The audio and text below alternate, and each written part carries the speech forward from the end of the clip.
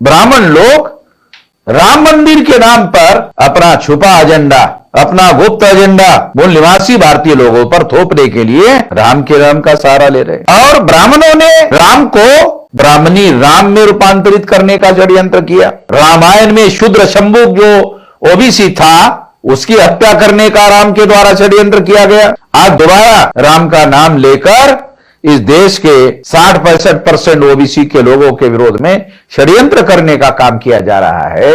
और 22 तारीख को काला दिन मनाने का ऐलान किया। साथियों, 22 जनवरी को राम मंदिर का उद्घाटन होने वाला है अयोध्या में।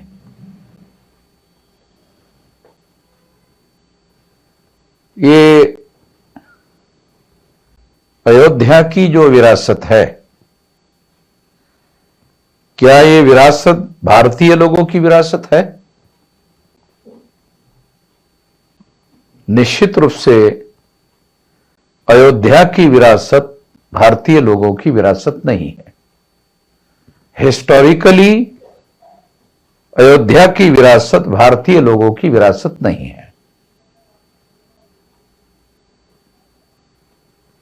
सिंधु घाटी सभ्यता के इतिहास का और यदि उसके विरासत का अध्ययन किया जाए तो ये भी ब्राह्मणों की विरासत नहीं है। जो बुद्ध की विरासत है और सम्राट अशोक की विरासत है, मौर्य की विरासत है, वो विरासत भी ब्राह्मणों की विरासत नहीं है।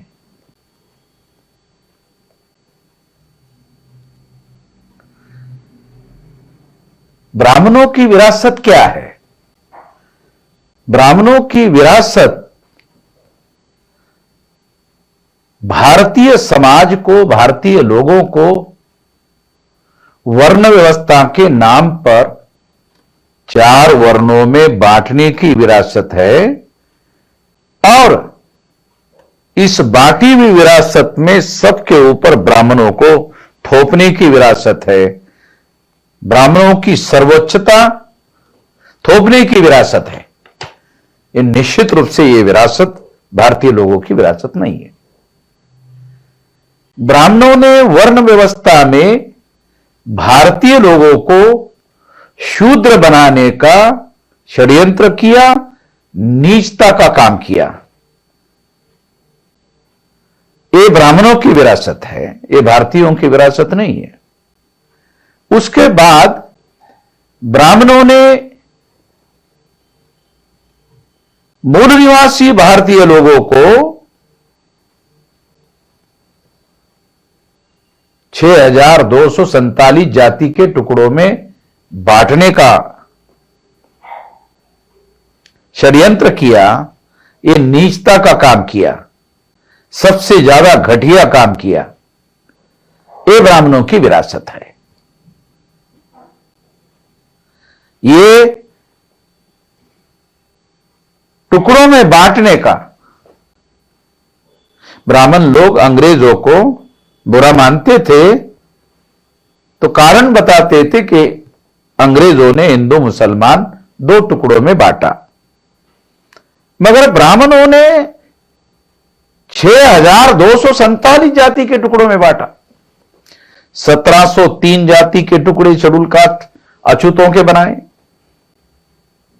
801 टुकड़े आदिवासियों के बनाए, 3743 जाति के टुकड़े ओबीसी के बनाए और तीनों को मिलाकर 6247 जाति के टुकड़े ब्राह्मणों ने ए मूल निवासी बहुजनों के बनाए। एक टुकड़े बनाने का, जातियों में बांटने का, ऊंच नीच थोपने का, छूत अछूत छोपने का, ये जो विरासत है ये ब्राह्मणों की विरासत है। इससे सावधान होने की जरूरत है, इससे सतर्क होने की जरूरत है। और इसलिए अब ब्राह्मण लोग राम मंदिर के नाम पर अपना छुपा एजेंडा, अपना गुप्त एजेंडा भारतीय लोगों पर, मूल निवासी भारतीय लोगों पर थोपने के लिए राम के नाम का सहारा ले रहे हैं। अगर हम पाली भाषा के जातक कथा का इतिहास पढ़ लें तो दशरथ जातक है, उस दशरथ जातक में बोधिसत्व राम है। और ब्राह्मणों ने राम को ब्राह्मणी राम में रूपांतरित करने का षड्यंत्र किया और उसको वर्ण व्यवस्था के समर्थन में इस्तेमाल करने का षड्यंत्र किया। इसके लिए उन्होंने रामायण लिखा। रामायण में शूद्र शंभु जो ओबीसी था उसकी हत्या करने का राम के द्वारा षड्यंत्र किया गया। यह सारा का सारा ब्राह्मणों के द्वारा किया गया। यह षड्यंत्र हम लोगों को समझना जरूरी है। आज दोबारा राम का नाम लेकर इस देश के 60-65% ओबीसी के लोगों के विरोध में षड्यंत्र करने का काम किया जा रहा है। यह बात बखूबी बहुत सही तरीके से चौधरी विकास पटेल, जिनका राष्ट्रीय पिछड़ा वर्ग मोर्चा नाम का संगठन है, उन्होंने अभी अभी जो वीडियो घोषित किया है हम उसका समर्थन करते हैं। उन्होंने एकदम सही कहा है। और मैं सारे देशवासियों को, भारतीय लोगों को, तमाम भारतीय लोगों को 3.5% ब्राह्मण अगर छोड़ दिए जाए तो सारे भारतीय लोगों को, ये जो सारे भारतीय लोग हैं वो इस बात के समर्थन में है। मैं उनको अपील करता हूं कि वो सारे के सारे लोग चौधरी विकास पटेल का समर्थन करें।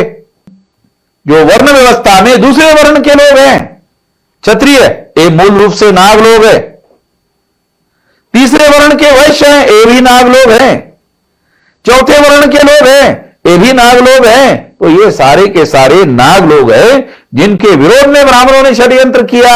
और नाग लोगों के इतिहास के बारे में ब्राह्मणों ने ही लिख कर रखा हुआ है। इसलिए ये एक तथ्यात्मक इतिहास है। इस बात को हम लोगों को ठीक से समझने की, ठीक से जानने की जरूरत है। और एकदम सही राष्ट्रीय पिछड़ा वर्ग मोर्चा के राष्ट्रीय अध्यक्ष चौधरी विकास पटेल के द्वारा जो कहा गया है वो 100% सही है। इसलिए हम चौधरी विकास पटेल जी की बात का समर्थन करते हैं। और 22 तारीख को जो उन्होंने काला दिन मनाने का ऐलान किया, हम उनका समर्थन करते हैं। और समस्त देशवासियों को 3.5% ब्राह्मण छोड़कर समस्त देशवासियों को काला दिन मनाने के लिए अपील करते हैं। आशा है कि लोग काला दिन मनाने का काम करेंगे और जैसा ही उनको मौका मिलता है, अगर वो कल से इसके विरोध में काला दिन मनाते हैं, वो जितने दिन अपनी प्रतिक्रिया में इसको काला दिन घोषित करते हैं उतने दिन वो कर सकते हैं। 22 तारीख तक तमाम दिन को ऐसा कर सकते हैं, समस्त दिन को ऐसा कर सकते हैं। और इसके लिए अपने अपने लेवल पर वीडियो बनाकर अपनी प्रतिक्रिया घोषित कर सकते हैं। मैं इसके लिए भी वीडियो बनाकर सारे देशवासियों को अपील करता हूं कि वो वीडियो बनाकर इसका समर्थन करें। नेशनल दस्तक की आपसे गुजारिश है कि अगर इसको बचाना चाहते हैं तो नेशनल दस्तक को सब्सक्राइब करने के लिए रेड कलर के सब्सक्राइब बटन को दबाएं, फिर बेल आइकन की घंटी दबाएं। नेशनल दस्तक को बचाने के लिए बहुत जरूरी है कि हर खबर को शेयर करें, लाइक करें, कमेंट जरूर करें।